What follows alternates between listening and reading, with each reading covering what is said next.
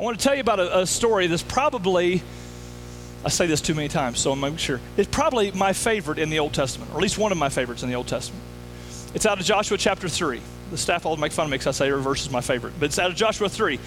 In Joshua 3, the people had been they're in a period of transition. They're moving into their promised land, the land that God had given them, which is real applicable for us today, going into this new season. And as they crossed into the promised land, they crossed through the Jordan River, which is at flood stage. There's a lot of miracles around that. You can read the story. We don't have time to get into all of that. But they crossed through the Jordan River. God held the water back so they could go through, which is an amazing feat. And then what he had the priest stand in the middle of the river holding the Ark of the Covenant, which represented the presence of God. And he told the people, stay close to the Ark of the Covenant because you've never been this way before. There's a whole sermon there. Stay close to God when you're going someplace you've never been before because you don't know how to get there. You don't know where you're going. We don't know where we're going. This is a whole new deal for us. So we got to stay real close to God. I want to encourage you to be doing that. Pray for us. Pray for the church. Pray for your involvement in that. Stay real close to the Ark of God because you don't know where you're going. But the priest will stand in the middle of the river. All the people will pass by the priest. And then at the very end, when the last people are going through, have 12 guys come down and right around the priest where they're standing, grab 12 stones, one for each tribe, and take them up and carry them with you to the place you're staying tonight and build a little statue, a little altar for remembrance of the time that we've been through. In fact, in Joshua chapter 4, it says this. It says, when the whole nation had finished crossing the Jordan, the Lord said to Joshua, choose 12 men from among the people, one from each tribe, and tell them to take up 12 stones from the middle of the Jordan, from right where the priests are standing, and to carry them over with you and put them at the place where you stay tonight. These 12 stones were chosen by God. There's nothing special about the rocks themselves, but he chose them to remember this passage from where they had been to where they're going. It's a very symbolic effort there. God often told the people to remember. If you flip through the pages of Scripture, you'll see time and again where God says, remember this moment. Because we think in the moment we're going to remember whatever it is. We think we're going to remember the hard time that God got us through, or the good time that God provided for, or the commitments that we make. We think we'll remember, but God knows we don't always remember. So it says when you have these key moments, you got to remember and do something to remember. I mean, even communion that we celebrated a moment ago was God telling his followers, you're going to forget how important it was that Jesus came and died for you. You're going to forget that. You'll get busy with life and kids. So take time when you get together to remember all that God has done. So when we took time just now to celebrate the body and blood of Jesus, we did it as a remembrance to God of all that he's gotten us through. God knew we would need that. God knows we need that. So what I want to do today with the remainder of our time is I want to pull out 12 metaphorical stones, things that we need to take with us to remember our time here and what God has done in this new season that we're going into. Okay? First one of those is painter's tape. Now, some of you may not have any idea why painter's tape has anything to do with our church, but if you've ever done setup and tear down, Greg's smiling, you know this is significant. For those of you who don't know, I want to show you how big a deal painter's tape is for us. Every week, the setup team goes into the classrooms. Everybody thinks this is the hardest part of setup. You get that, right? Everybody thinks this is the hardest. This is the easiest room in the whole building for setup because you just set up chairs and it's all done. The painter's tape comes in all of those rooms down there and all of those rooms down there. Like if this is a row of chairs, they would go in with painter's tape and they would mark off the corner. Every corner of where it's going to go, both front and back. They'd mark off the other corners, the whole row, and then they'd move it out of the way. And then for tear down, you get them in and figure out, okay, where does that go? Because, okay, it goes over here, I guess. And they put it in place. And then they got to go through and pick up the painter's tape, and it's back breaking, and the kids have been stepping on it, so it doesn't work very well. And then it sticks on the floor, like right here. It doesn't come up very well. So every Sunday, setup and tear down guys do that for all of those classrooms, all the classrooms down here. Can we just say thank you to all the setup and tear down guys for all they've done? All right.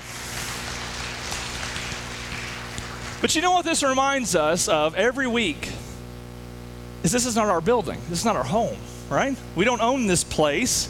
So we've got to set it up to get ready to put it back the way it was because this is not our place. We need to remember this and take this with us because that building there is not our home either. The Bible's very clear on this. Your house is not your home. Spring Hill's not your home. Our home, if you've given your life to Christ, is in heaven. And we should feel at home with God. We should feel at home there. In fact, 1 Peter 2 says that we should feel like aliens and strangers here on this planet because our home's not really here. This is not really for us. And it'll be really easy for us when we get into the new building to begin to feel like that's home. Get real settled in and enjoyable and settled and established, you know. It's not our home. And there's something about a church in a building that reminds us and keeps us on our edge that we're portable, we're mobile, we're not settled. When we first started the church, I remember Amy and I had long conversations about how we didn't want to be an established church, even once we got going. Because established churches just kind of quit growing. They quit doing stuff. They quit reaching out, quit taking risks. This reminds us that building won't be our home either, okay? That's the first stone. The second stone is a jetpack bag. Some of you pack these on a regular basis every month. In here, if you're not familiar with this, in here is food for a kid for a weekend. About 80 kids in this building on Monday through Friday are on, of those who are on free and reduced lunch, about 80 of those kids get this backpack from us, and it gets put in their backpack every weekend, and they take it home, and it has a meal for them on Friday, has stuff for them on Saturday and Sunday, and it just helps them get through. If you want to help with this, you ask us about that. We'll get you plugged in. We're still going to keep doing that for this building once we move in to the new facility. But I think this bag is important for us to remember. It's a good stone, if you will, for us to take with us, because it reminds us that before we ever built a building for ourselves, we looked outside of ourselves to do something for those in need. We started the Well, which became its own nonprofit. We went back with the Well and partnered to do jetpacks, which is now in like 6, 7 schools, something like that in Spring Hill. Almost all the schools in Spring Hill now are covered by jetpacks. And it's really important for us as we get more established, quote unquote, as we get more settled, more comfortable, for us to continually look outside of ourselves. Not just to keep doing these things, but this is a picture of the attitude that says before we do all the nice things we want to do for us, we've got to meet the needs of those around us. That's what the church is for. I mean, the church is the only organization on the planet that's not for the ones in the organization. It's kind of a weird deal. It's not for us. The church is for the world, and we've got to be salt and light to the world. There's all kinds of needs that have yet to be met here in Spring Hill and around the world. And we can do those, and even when we get comfortable, and if you're not careful, more busy doing stuff for ourselves with our own facility, we've got to keep reaching out to meet the needs of others. Matthew 25, in fact, says that at the end of time, when God comes back and he divides those who are really following him from those who are not really following him, that the difference is not based on theology or doctrine. The difference wasn't based on worship styles or types of buildings or any of those kind of things. The differences were based on those who are really following him are the ones who are meeting the needs of those who are hungry and thirsty, and needed clothes and shelter, comfort, and compassion. And those who weren't following him, who thought they were confused by the whole thing, were doing all the right things in some areas, but they weren't doing any of those things. And he says, whatever you do for the least of these, that's what you've done for me. And this is a good reminder, a stone, if you will, that we've got to keep meeting the needs of those outside of our church before we just meet the needs of things that God wants to do for us. Third stone I want to pull out for you is this hard metal chair. Now, there's nothing terribly spiritually significant about this. I just wanted you to remember it when you're sitting in the nice cushy ones, that this is terribly hard on your hiney. Nothing spiritual. I'm just going to put it out there for you to remember by as you're sitting there. All right. Number 4. This cart right here. We have all kinds of these carts right here. The set them tear down guys take them down to all the classrooms, and all of their supplies are right here. We can't store our supplies in the room, so all of them are on this cart. You got Bibles and snacks and all kinds of stuff here for them to wipe noses, the whole deal, whatever they got to have. It's all on these little carts. And the cart reminds us that we're willing to do anything to teach a child about Jesus. We'll go to whatever lengths are required. And that's a big deal for us to remember, because some of these things are going to get easier starting next week. But it's important for us to remember that there's no inconvenience too big. There's no price too heavy for us to reach a child. Matthew 18 says, whoever welcomes one such child in my name welcomes me. And as we move forward, we no longer have to work off these carts. We must remind ourselves that there's no price too high, no inconvenience too difficult for us to do whatever it takes to reach out to a kid, to tell them about Jesus, to tell our teens who are going through all those transition times about Jesus. This week, we got to watch as all these little boys and girls with their oversized backpacks came into the preschool. And they were taking mom and dad along, and some of them were a little shy, kind of hiding behind mom and dad. Some of them were leading out front, like, Mom, Dad, see you later, I got to go. And they were walking with their backpacks. And they went into their little classrooms, and I went in during the day and watched them play at recess in the little activity center and watched them in their classrooms. And there's so many cool pictures online of our teachers just loving on them. And they're learning ABCs, and that's all great, but they're learning about Jesus. And the thing that was so impressive to me, we had an open house on Wednesday night. This week's all gone together. And at the open house, out of the 50 or 60 families that are part of the school, I know a lot of them. I mean, I do know a lot of them, but there's so many, probably over half, that I don't have any idea who they are. Which is really cool, because it's reaching out just beyond our church. And some of those people are Christian people who go to other churches. That's all great. That's good. We're teaching our kids. But so many of them. I mean, I know one of the families in particular that I've been trying to build relationships with and work with, and they're just, they don't have any connection to God or church at all, best I can tell.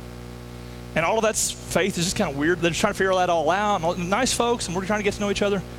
And they've put their child in this preschool. And it's cool because they see me, and now they're like, oh, hey, I know you, and I'm a familiar face. And so now we're talking and spending time together, and now when we see each other out on the sidewalk, it's a little more familial now, and we're talking a little more and all this stuff. And this is going to do all kinds of things to reach kids. And there's no price too heavy for that.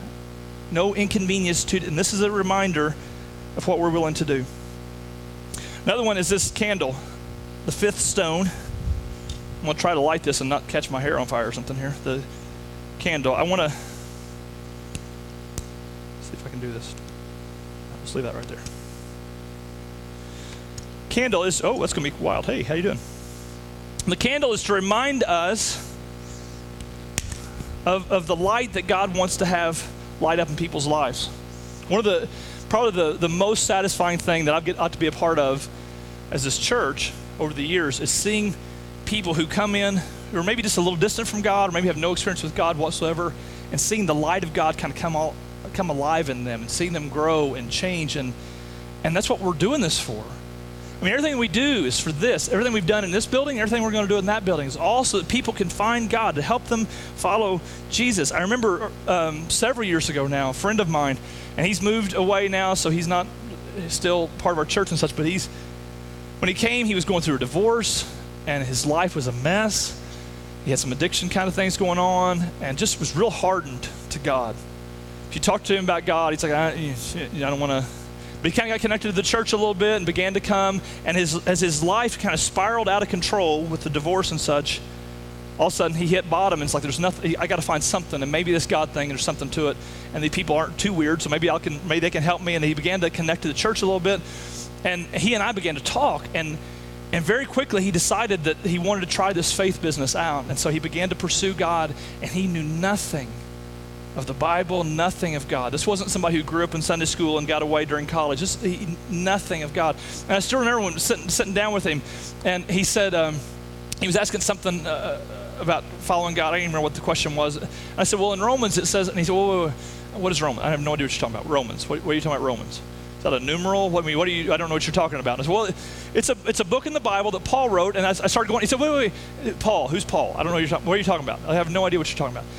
And I thought, okay, we got to start from the beginning. This is good. So it helped me retrain. So we started talking about the Bible and just all these basic steps, and then to watch him grow in his faith, and watch him get to the point of he wanted to give his life to Christ. And I was able to baptize him in the creek, and I began to watch him grow.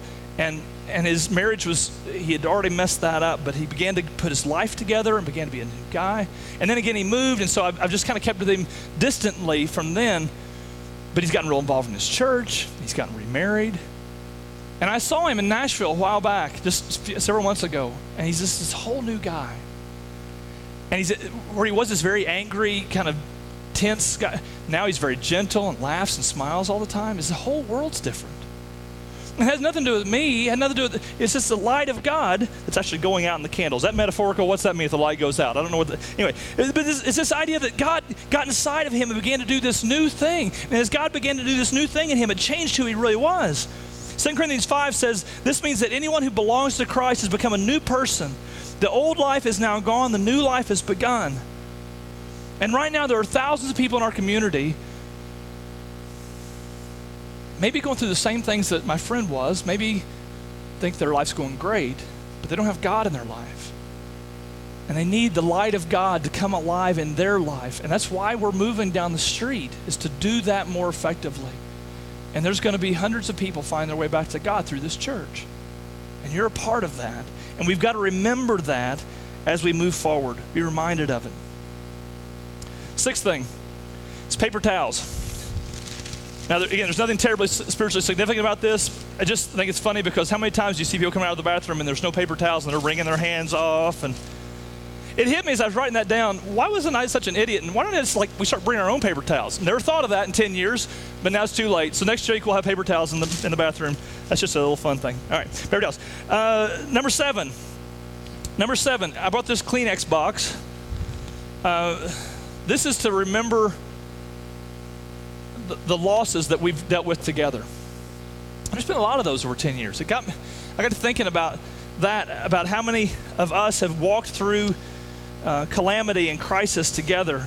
The loss of parents and children and spouses and siblings and relatives and friends. How many times that we've all cried together and prayed for each other and watched as one gets diagnosed with this terrible thing, or one finds their financial calamity and lost their job, or as one as a wayward child, or as one just goes through depression or emotional hurt. I mean, so many things that we've been through together. It's what family does. And so it's a reminder that when we move out there, still we're family, and we go through loss together, and we're there to help each other through hurts and through struggles.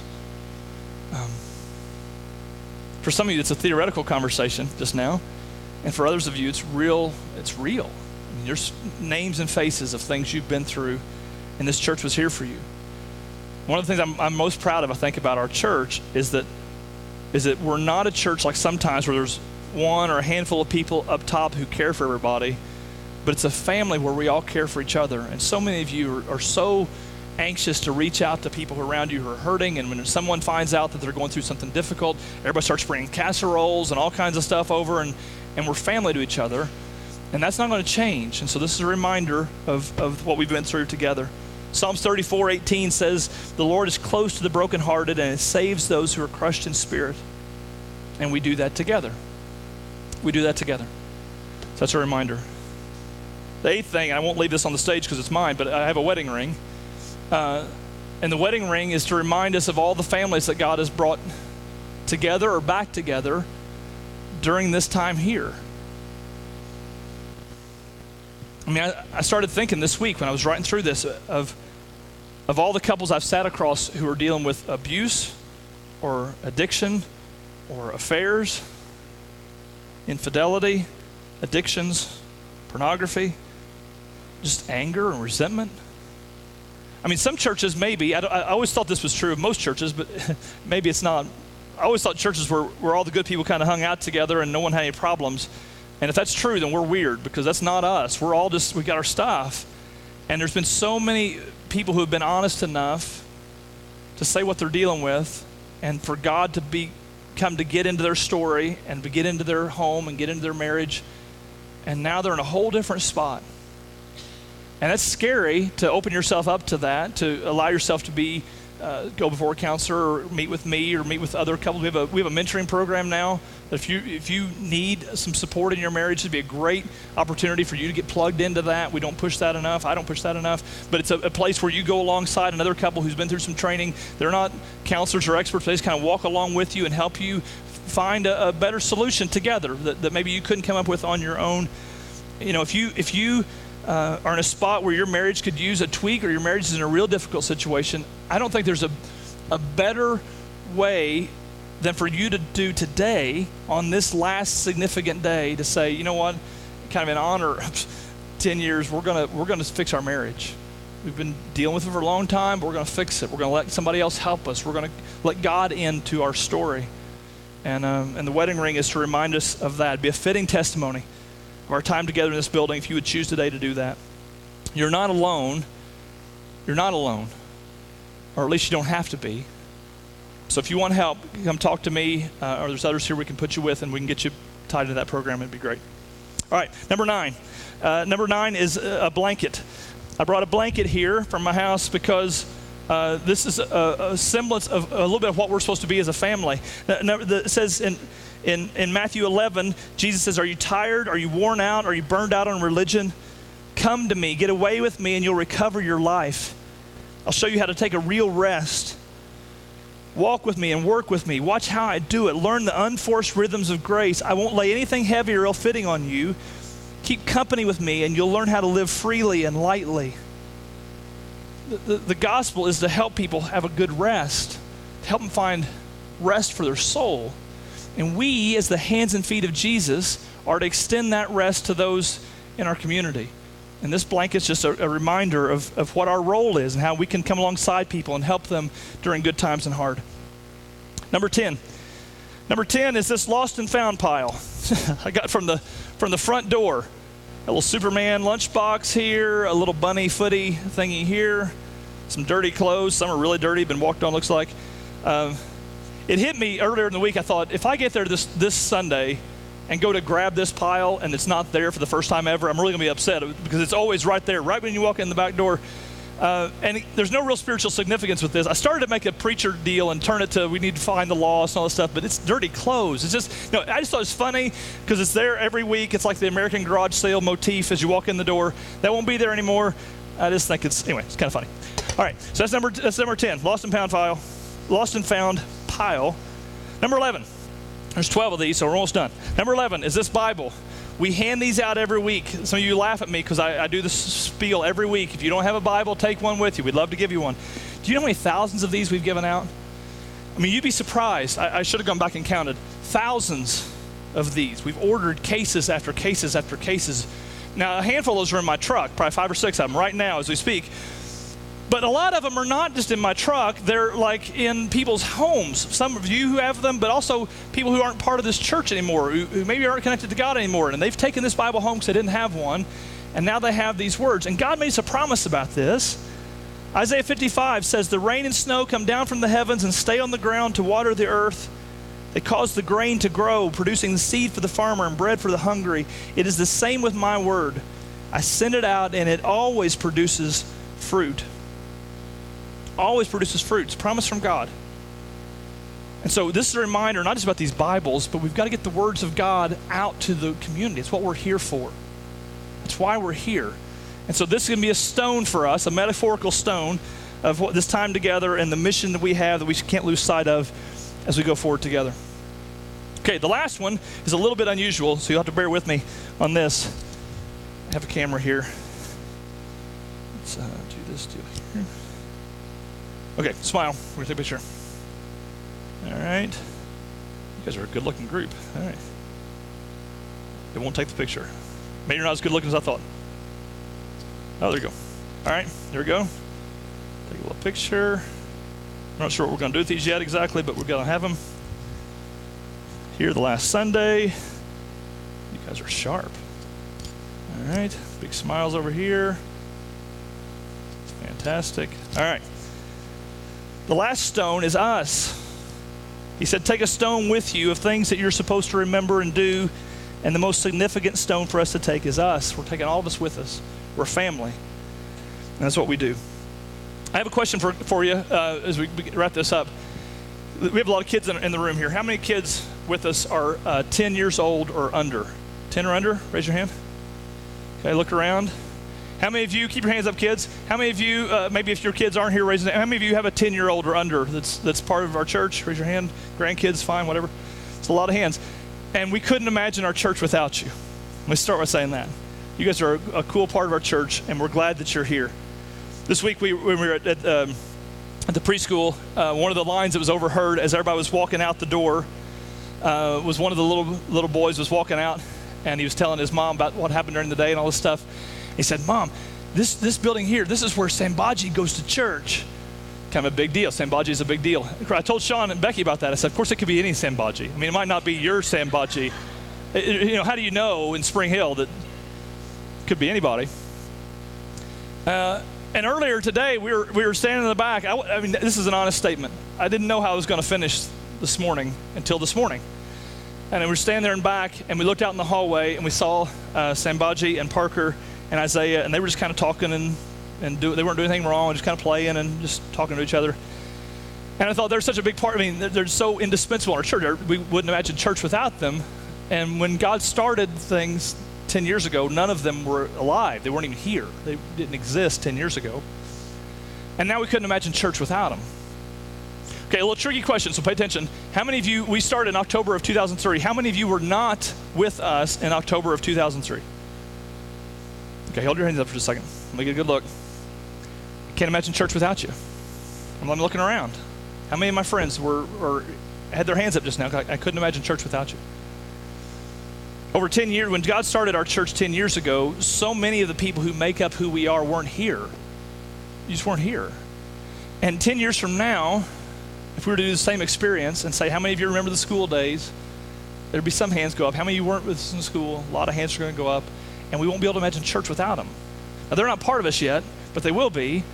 And they're going to be an indispensable part of our church. We're going to have new members of our church being born up. A lot of those in Spring Hill. It's in the water. But a lot of those will be born up into our church. And we'll have new families come in who will become major parts of our church. And some of you who just started coming to our church, and in a few months from now, we're not going to be able to imagine church without you. God is growing this family, and we're doing it together. And I'm just glad you're part of it. And as we leave from here to go out next week to the new building, we're going to take all of these kinds of things with us, metaphorically. And we're going to take all of you with us, and we're going to do this next season of ministry together. And I'm glad you're with us for that.